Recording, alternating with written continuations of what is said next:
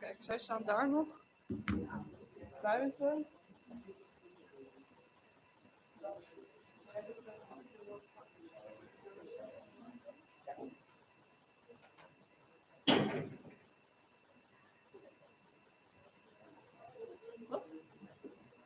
Ja, dat is jouw koffie. Dit is heel suiker.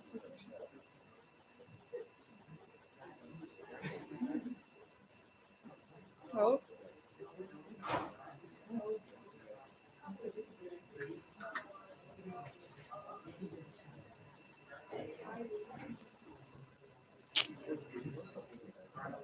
Ik denk het. Ik heb niet echt een uitgekomen.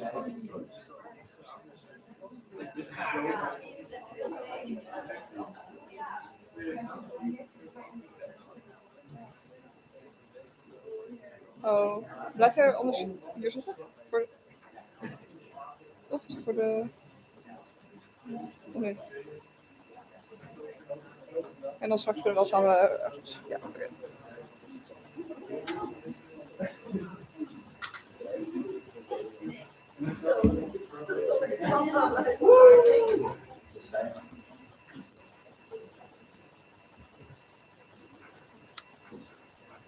Yes, hello and welcome everyone to the Research Parades 2022.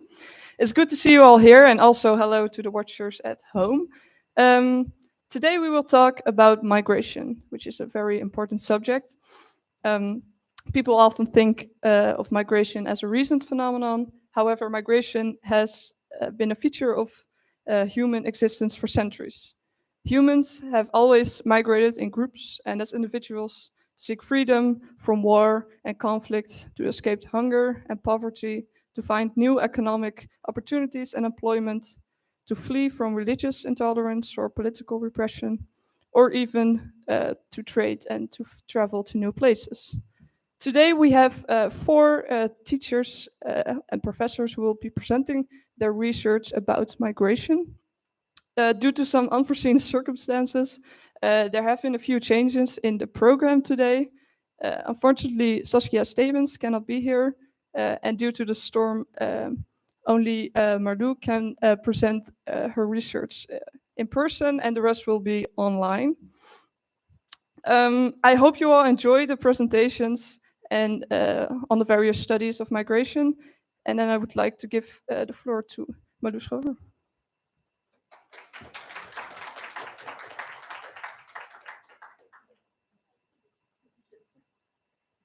Okay, so thank you for inviting me and for having me here. I, of course, studied in Utrecht, some of you may know, and was a very active member of the USK at one point. Yeah, sure, seriously. I organized all sorts of gatherings like these when I was a student. So I'm sure this will bring you as far as I came in your studies. Yes, and when I studied in Utrecht, I studied with Jan Lucassen, who is the older brother of Leo Lucassen, and it was important in putting migration studies on the map at one point in time. So, yeah, so the question I'm going to address a bit is why migration history matters. So why do we have to look at this subject from an historical perspective, which of course I'm convinced of, but I hope to convince you as well of this. If you have any questions, please say so, raise your hand and shout out, and I will try and address your question. Before getting into the subject in more detail, I think it's important to point out this, and that's the biases in the literature. Migrants who do not assimilate, currently and in the past, always get much more attention than those who don't. So than those who do. So what you see, for instance, the Catholics who moved to the United States in the 19th century, they sort of disappeared within US society rather rapidly. They are not studied extensively, whereas Orthodox Protestants who migrated from the Netherlands to the US and held on to their religion and their culture and their language for decades, until now more or less, they are studied extensively. So you see an enormous bias towards non-integration rather than integration. Over time, you see that comparisons have become more important, but sometimes they're rather random.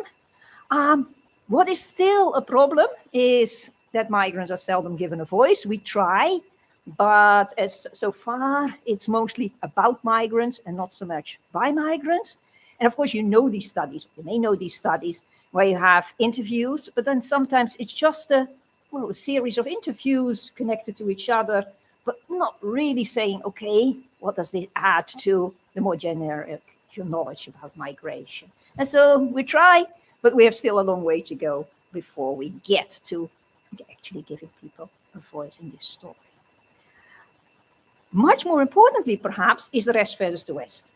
If you look at the number of studies on migration to, from, and within the West, compared to the number of studies about the rest of the world, the bias is very, very strong. I mean, there's an enormous numbers of studies about Finns moving to the United States, Danes moving to the United States, Germans moving to the United States, on and on and on and on. And then you say very few studies about migration in China, migrations in the Soviet Empire, or migration in Russia, migration in Africa.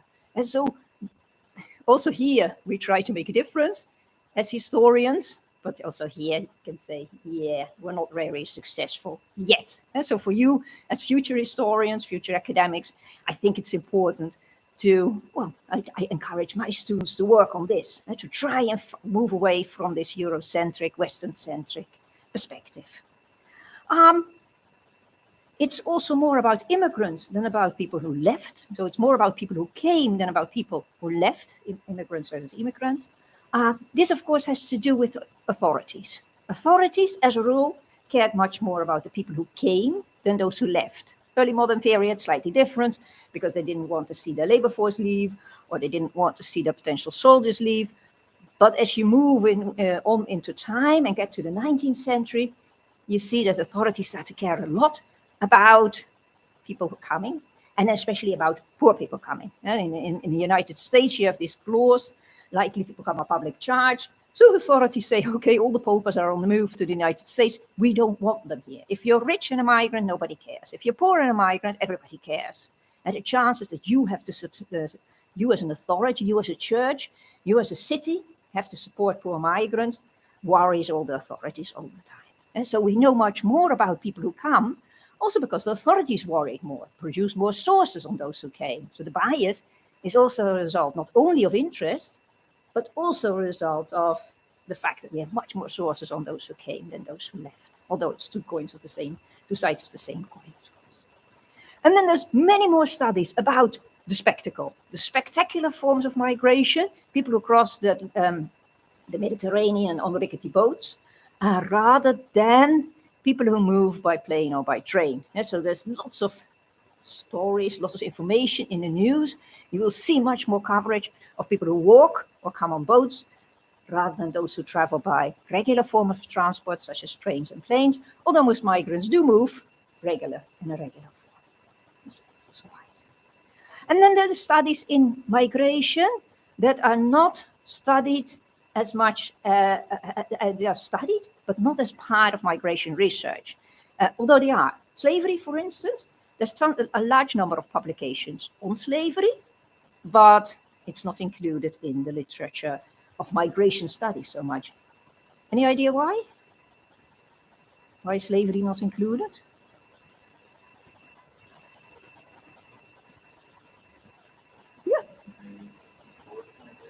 Yeah, so this is clearly one reason. People very often say, okay, migration is if you choose to move. Refugees, okay, maybe they still had a choice, stay or die, but slavery, you were just put on a ship. So, yeah, okay, so free and forced migration, we as migration historians say, okay, people who move are migrants, but slavery, yes, nobody chose to do that, and then somebody had just moved these people. But as were others, forced laborers were moved, and so, okay, you might be debatable. It's also because it's an amoral form of migration. As slavery is an amoral form of migration, so fitting it into the framework of migration sort of normalizes a practice which was, of course, not normal. And so that's also why people sort of shy away from including it. Adoption, international adoption, is very often also not included in migration studies. So there's a large number of studies on adoption, 30,000 or something like that. But they don't discuss inter-country adoptions as a form of migration. And the reason for that is that they're very often seen as the easy adapters, as the people who didn't have to make an effort because they had all, everything you wanted. They ended up in middle-class families.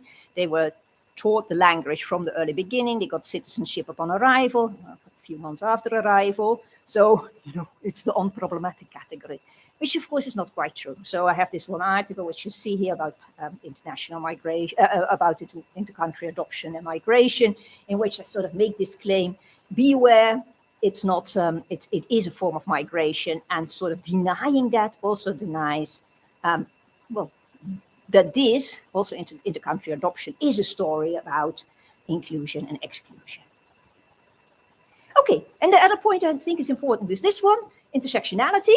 I'm sure you're very much aware of the fact that this is the dominant term to use currently. Everybody uses it. If you're Joris Luitendijk, you talk about de zeven vinkjes, but rather everybody else talks about intersectionality. He invented an alternative term, but it's still the same. Intersectionality, and what it says is you have to study categories of power and identity, such as gender, class, ethnicity, religion, ability, disability, and etc., within the same context. So what's important is that you don't study them in isolation from each other, but you as a researcher, but also as a policymaker, have to study these categories of identity and power at the same time, simultaneously. And that's, of course, difficult. It's very difficult to do. I mean, it sounds very easy, but put yourself in the place of a policymaker, and the national government says, okay, you're a civil servant, you work for the municipality of Utrecht. Okay, design a policy where you take into account all these categories of identity and power. Well, you don't have the time, you don't have the money, you don't have the skills to do that. So authorities prioritize, and they start to address one point of identity and power much more than other points of identity and power. You would, anybody would, because it's very difficult to juggle all these terms at the same time. But still, it's important to do that, because how societies deal with one form of diversity, ethnic diversity, is very much connected to how they deal with other forms of diversity, like sexuality or religion. And so it is important to take these, to look at diversities, multiple, rather than a diversity, because dealing with one form of diversity, how societies, how authorities, how the media deal with one form of diversity is not disconnected from how people, authorities, journalists deal with other forms of diversity. Okay, so this was important, intersectionality. And the other one is, of course, a thing that's also very much at the forefront of debates about migration currently, and that's how we talk about migrants, how we talk about migration. Language matters.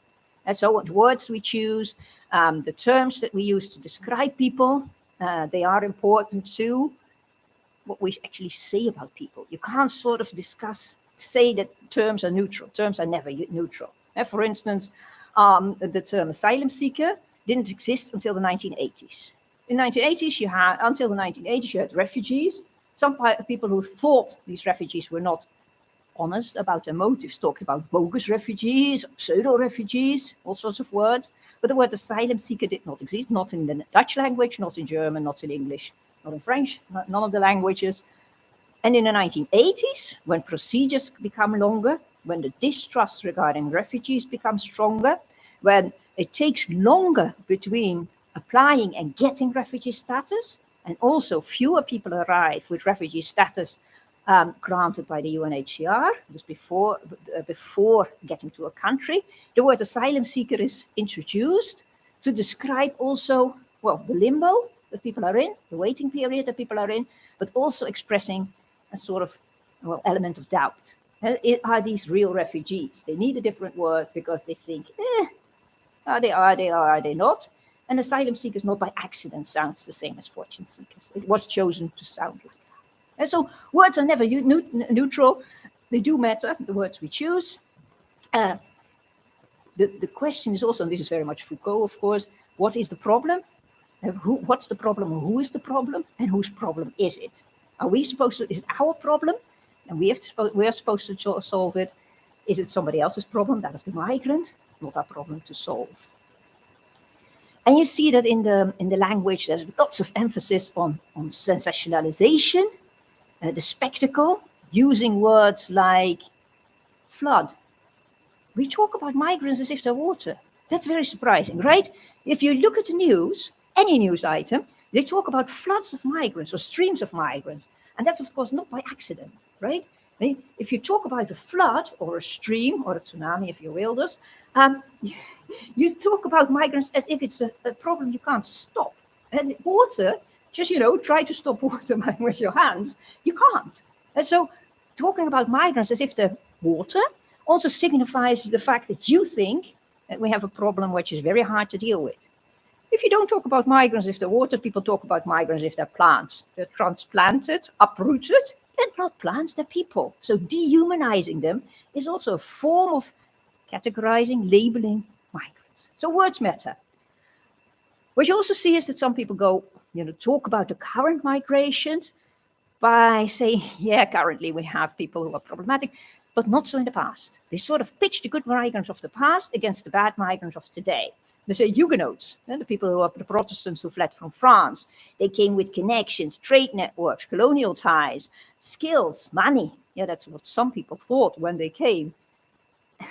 But it wasn't, of course, the truth. The truth was that it was a mixed population, as any migration is now. But people started to sort of make these calculations. Is migration, was it in the 17th century, was this profitable to Dutch society or not? Can we put pluses and minuses to it? Can we say, yeah, this migration was good for Dutch society and the current migration is not? So these calculations, of course, depend very much on who you're asking, how you're counting. You're asking the migrants. So the thing is, words matter. The terms we use matter. Statistics matter. Here you go. People say, okay, look, this is 1960s. 93 million people on the move. And now we've moved to 244. That's an increase. Yeah, it is. 93 until 244 is a very sharp increase. It is 3% of the population in 1960 as it is now. So percent-wise, we don't see an increase in migration. We only see an increase in numbers as we see in the world population. All these fears about, everybody's on the move. Well, they're not justified. This is also important to sort of frame the story I'm telling, and that is there are actually only 4 categories of migrants legally. Refugee migrants, these are the people who are defined by the 1951 Refugee Convention. And the 1951 Refugee Convention is our Refugee Convention. The current Refugee Convention is the 1951 Refugee Convention. Asylum seekers are simply people who haven't been granted refugee status yet. People who say, I'm a climate refugee. Very often students ask, how do I then categorize climate refugees? Well, if they're not protected by their state, they can be refugees. If they're fleeing because their livelihood has been threatened, the land has been flooded, they're economic migrants. So you see all sorts of subcategorizations, but they're always subcategorizations of these 4 categories, which I mentioned here.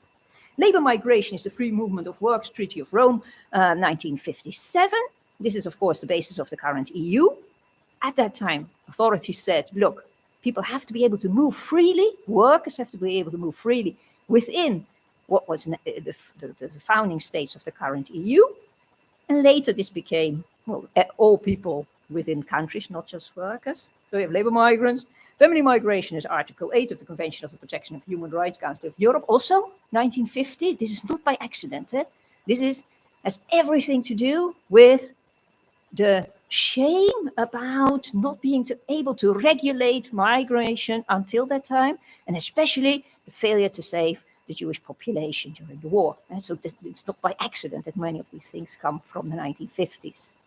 So what does this Article 8 say? The Article 8 says a husband and wife, spouses, parents and children have the right to live together. And as a state, you cannot say, for instance, a man is here, originally came from Morocco, his wife wants to join him from Morocco. Well, Article 8 means I can't sort of separate them.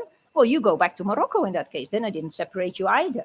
That's not allowed. Strasbourg, International Court of Law says you can't say non-separation is sending both back. And the last one is colonial migration, post-colonial migration. people returning from the former colonies because they do have citizenship of the country that colonized the country they come from. The word game you see coming in here very nicely when it comes to the Refugee Convention.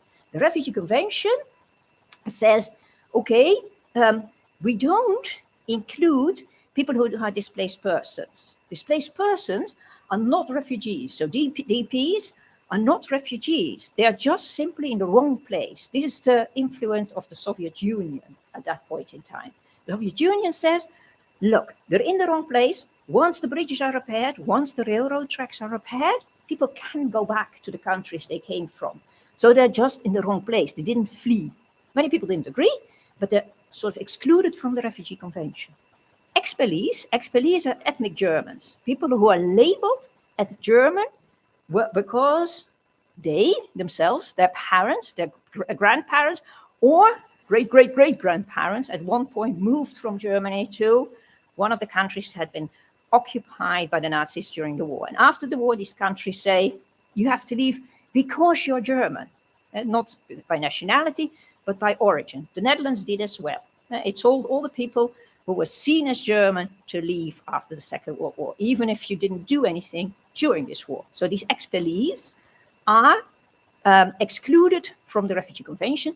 And the reason for that is not because they're not targeted because of their ethnicity, they are, but the reason is that people say, okay, we're not going to include in the Refugee Convention those who caused the Second World War. And so that's why expellees couldn't be included in the Refugee.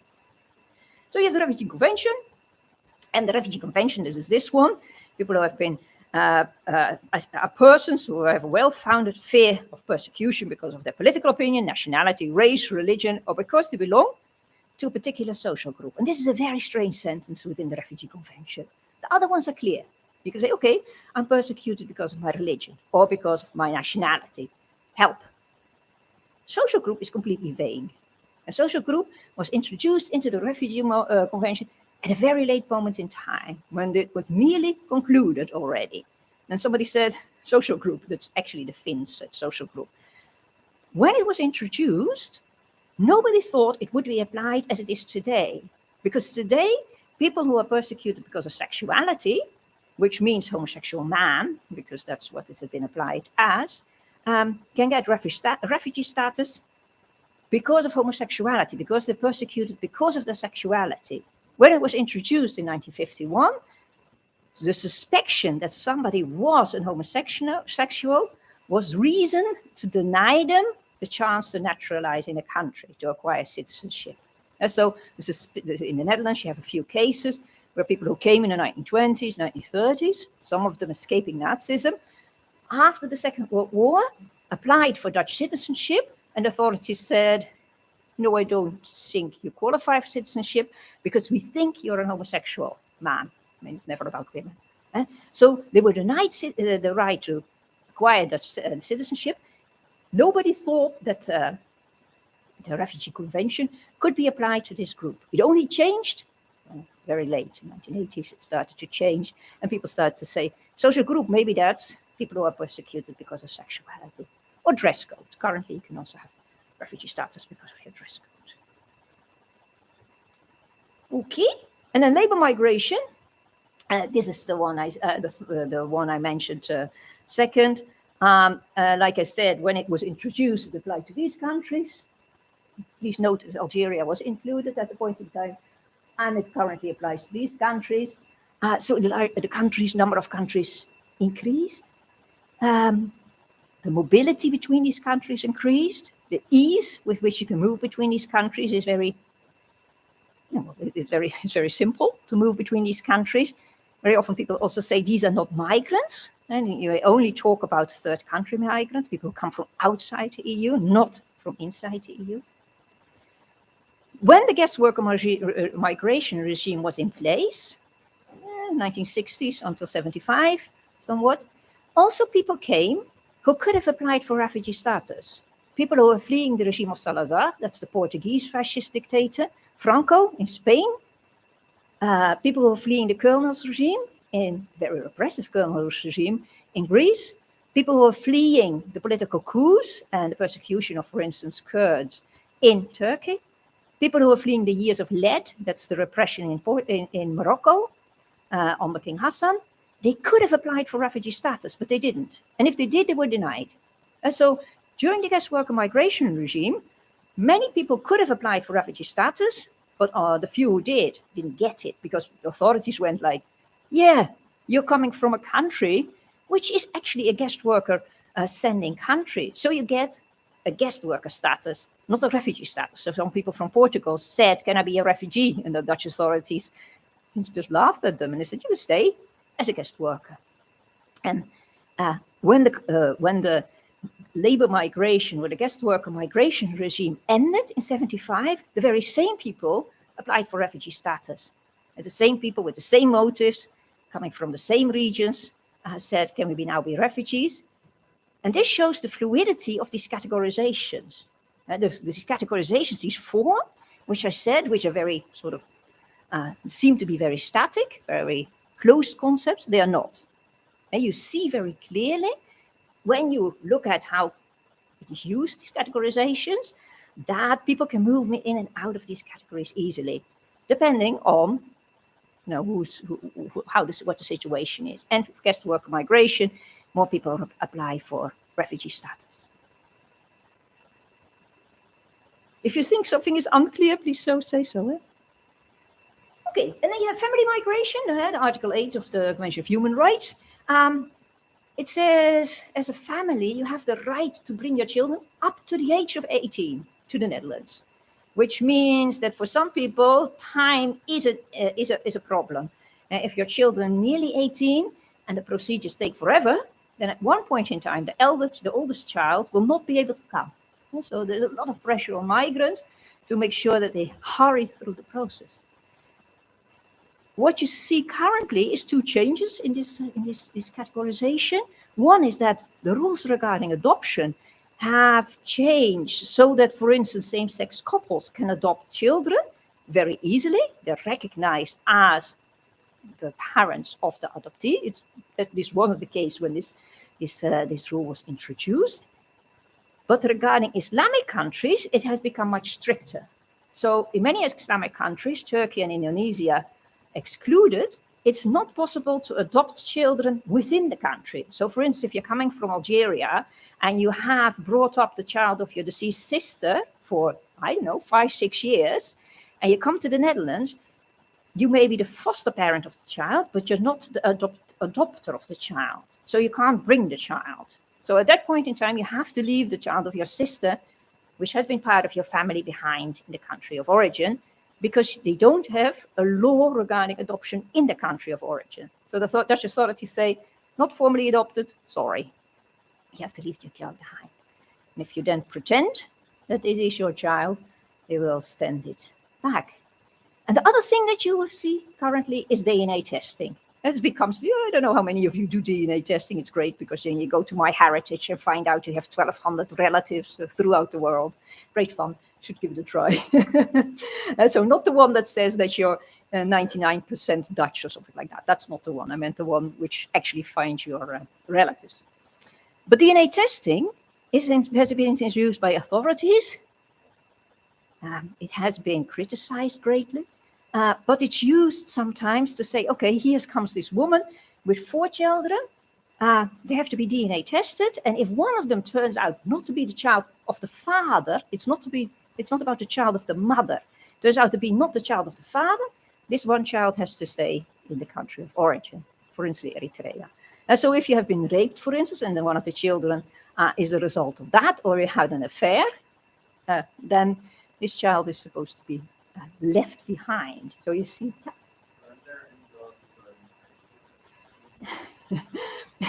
You would think so, but authorities can make these claims. They can say, either we let you in and you prove this, or you don't prove it. It's your right not to do it. And it's your right to say, okay, but that's my privacy thing. But then you're not coming. And so, but in France, many people then said, look, you DNA test all the children of French fathers, and I'm sure you'll find out quite a few are not the children of the father that think he is the father. So there was it led to a lot of debate, and also The French stopped doing it, and now it's voluntary. In France, it's voluntary. If you don't do it, your procedures get delayed, and then you get to the 18 years limit. Do I manage to get the children in before they're 18? So, oh yeah, everywhere it's contested. And what they do is they make it semi-voluntary and say, we can push your family through within a few months, or we will start inquiring and it will take forever. Okay, and then you have this group, the returnees, and I said these are people coming from the former colonies, like the Dutch East Indies or Suriname, French Indochina, British India, people who say they are part Dutch, they say they're part French or part English, depending on what country they're coming from. But that migration is not as important as the other one, the countries who recognize people who come from countries where they have been deported from by the Soviet regime. So this is, for instance, Egon Finns, so people from Finland who moved just across the border into Russia, but when Russia became the Soviet Union, they were distrusted and moved away from the Finnish border into the interior, and now they say we're actually ethnic Finns, and they can get citizenship of Finland. And the same applies to Greece and Romania and Hungary and and so many of these Eastern European countries make it possible for people who say, okay, I'm actually ethnic Greek, ethnic Romanian, ethnic Hungarian, to get their citizenship, the original citizenship back, as do the Spanish. The Spanish say, okay, if you can prove that your family was driven out by the Spanish Inquisition, 1492, there you go, then you can reclaim Spanish or Portuguese citizenship. So people can currently come into the EU from Turkey or Latin American countries by proving that they are actually have been driven out by the Spanish Inquisition. And these migrations are currently much larger than the migrations. Okay, what I do in my own research is looking at migrations from a governance perspective. And governance perspective simply means that I don't look at the national government only. Of course, I look at the national government, but not at the national government only, but also at local governments, so the municipal authorities, international bodies like the EU and the UN. And I don't, the state authority is not the only authority. NGOs, non-governmental organizations, also play an important role in influencing, shaping policies and how they are applied, how they are, for instance, supported or not supported. This is called the multiplier effect. If organizations work with authorities, policies work out different from when they work against these policies. So you have to look at NGOs and IGOs, intergovernmental organizations, and non-governmental organizations. You have to look at firms, shipping companies, but also multinationals who move people around very easily. You have to look at the role of the media. And the media play an important role in how policies are seen. And why is it important to look at this governance perspective? Because currently, as you know, there's a lot of debate about the failure about policy failure. And the fact that policies, for instance, regarding integration or migration, are seen as failing undermines, to a very large extent, the trust in the working of democracy. And so there's a lot of debate about, look, if all these things don't work, why bother? And so it is important to look at all these actors, like I said, states, NGOs, IGOs, but also firms in the media, to explain what's happening, because otherwise, if you don't, you might say, oh, the government came with these policies, and then it didn't work. Not working out of policies that don't work out as intended, is called the gap theory. The gap between policies on the one hand and practice on the other. And like I said, I do this in my research. We also have an interdisciplinary master that we run at Leiden, which I started 10 years ago by creating it. It runs now for 5 years. It's called Governance of Migration and Diversity. And in that master, that's the key element. And what we want students to learn is you have to look at all these actors. You have to look at also from many perspectives, but look at all these actors in order to understand the workings of policies. Now, like I said, you have a gap theory, a theory that explains the difference between policies on paper and policies in practice. That's what the gap theory says. As you may know, policies never work out as intended, never ever. And for us, what is for us to explain, for us as historians, for us as academics, but also if you go into policy at one point in time, is why. And why is there this difference between policies and practice? You can see it here. This is when the first alien law was introduced in the Netherlands in 1849. And this is registration from Amsterdam, which I made at one point in time. And you see very nicely here that when this law regarding the registration of aliens was first, aliens means foreigners, when this law was first introduced, all foreigners were registered. And then you would think, if you look at the graph, after that, it went down sharply and back up again somewhere around the First World War. That's of course not true. The numbers didn't fall. The numbers of people that registered were falling. The number of people who were dead shows this curve rather than that curve. And so authorities, when it was first introduced, went, oh, now we start registering all the foreigners that are in Amsterdam. And after a rather short period, as you can see, they gave up on the idea. And they produced these ledgers, but they said, let's just register the prostitutes and be done with it. And so not bother about everybody. Just, some of the people we worry about most. And only here, which of course can explain why the sun increased. Why the sun increased there? Just First World War.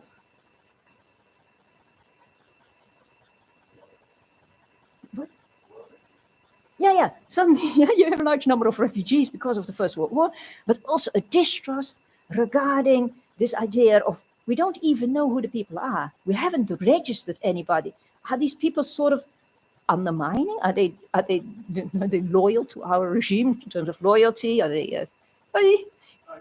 Mag nog eventjes doorgaan, hè? Ik mag nog eventjes doorgaan, toch?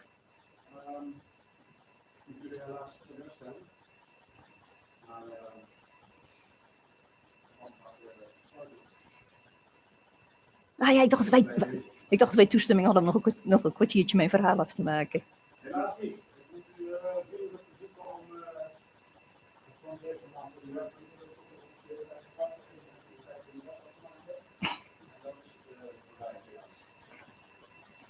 Okay. Yeah. Okay. So these policies which are developed fall into disuse very soon. And this is not only in this case, but also in many other cases, you see the same development.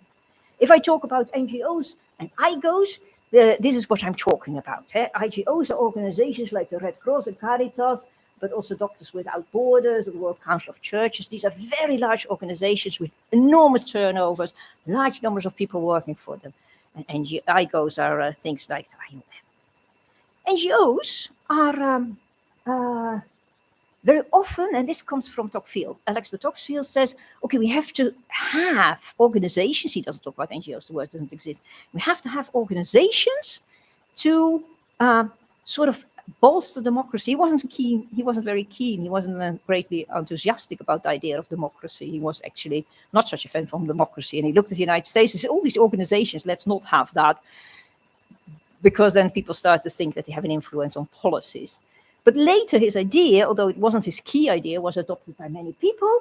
And the idea is that, these NGOs will bolster participation within society, will increase the trust in organizations, the trust in authorities, the trust in lawmaking. And you see this idea reflected, for instance, in the EU, who sort of recognizes certain NGOs and works through them.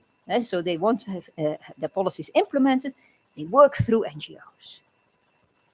They're also criticized a lot. NGOs are also criticized a lot and seen as failing. So they're seen as failing in certain points in time. For instance, during the Biafra civil war in Nigeria, you see that people say, okay, the state is failing, but also traditional NGOs are failing and we need new organizations. Médecins Sans Frontières, Doctors Without Borders, is set up during the Nigerian civil war out of criticism on the existing NGOs, saying, look, we don't want the type of old-style organizations who are much too much in bed with the state authorities. We need new organizations who distance themselves from these states and criticize these states. Because we have not as much time, yeah, I skip ahead. And what I want to address is that it's not only NGOs, but it's also the media. And the media that play a role. And you have this concept of mediatization. And the idea that there is large changes in media land. There are large changes in media land. The competition between media has increased greatly, very much so. And the element that's important is that everybody is a journalist now. So you see that if something is not covered by mainstream journalists, it's covered by so many other people that mainstream journalists can't deny that it's happening. So if something happens in the street, somebody gets kicked in the face, all the phones go up. There's a constant media coverage by the amateur journalists. The question that we have, of course, is does this influence policies? And there's a very large debate about does it or does it not? And I studied that. And the problem that you have here is causality. It does. Do the media indeed influence policies, change policies, or don't they? And what you can look at is chronology. Do the media at one point in time do something, say something, use a certain argument, which is then copied by policymakers, or do they follow policymakers? And we studied this for the issue of family reunification, for instance, and we see that actually the policies were changed before the media started to cover this. So the media started a big scene about let's change the rules regarding family reunification, but before that, the policies had already been changed. We also had other cases, and that's interesting, because in the case of Hungarian refugees in 1956, a large number of people, 235,000 people, fled from Hungary. In the Netherlands, there were large demonstrations saying we want more Hungarians, and get more Hungarians into the country. They were seen as the good migrants, proving capitalism right and communism wrong. And so there were large campaigns, and the media were very supportive of Hungarian refugee migration, but the authorities were not. But one of the newspapers, the Waarheid, the paper of the Communist Party, said, we actually don't know who's coming. We see people there who are beatniks, that's people with man with hair that's too long. We see gypsies, which means Sinti and Roma. We see people who are too lazy to work. Maybe these are Nazi collaborators coming to us. And they use these arguments. So whereas the Catholic press, the neutral press, Telegraaf, etc., say they want more refugees, the Waarheid says beware. Don't take these people in. And the authorities go like, okay, we ignore all the others, but we use the argument of the communist press. Do you know who's coming? Do you know who's hiding amongst these refugees? So that's interesting. So they are influenced by the media, but it wouldn't be the ones that you expect. Okay, so the last one. Why migration history? First of all, and you said it nicely when you introduced me, you said very nicely, yeah, migration, that's been around forever. There's migration since there has been humanity. People, however, do want to stress that. So migration is of all time. Yeah, birth, marriage, and death is also of all time. So we still see it as something exceptional. So for us as historians, it's important to point out continuity. It's been there, it will be there. Okay. It shouldn't be presented, and we as historians have a role here, as a problem continuously. It's not a problem, there's no solution. It is important, history is important to understanding what's happening today. It is important to make policies for the future, although most of the predictions about future migrations are wrong. Historians have shown. And what is a key role that we have, and that's why I had to emphasize this governance perspective. What is important is to look at these multiple aspects, to look at local, national, international, at NGOs, at IGOs, at firms, at the media, all in one, to understand what is actually happening to a society, what's happening to policies, and why and when they don't work out as intended. And we as historians do have this liberty to look back in time. Policymakers are very often have a very short attention span. You want to win the next elections. You don't per se have the time to look back over a period of 70 years. The media, same thing. Very short attention span. They look at now and not so much at what happened in the past. Okay, with that I conclude.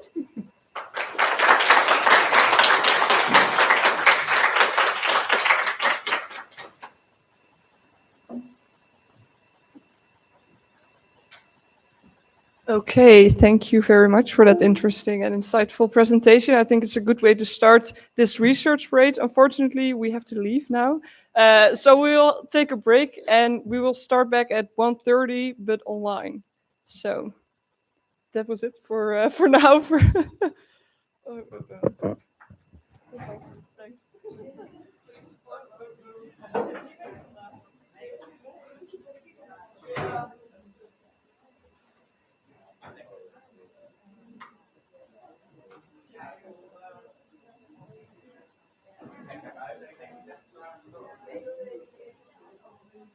Ja, precies. Een beetje raar om zo te gaan.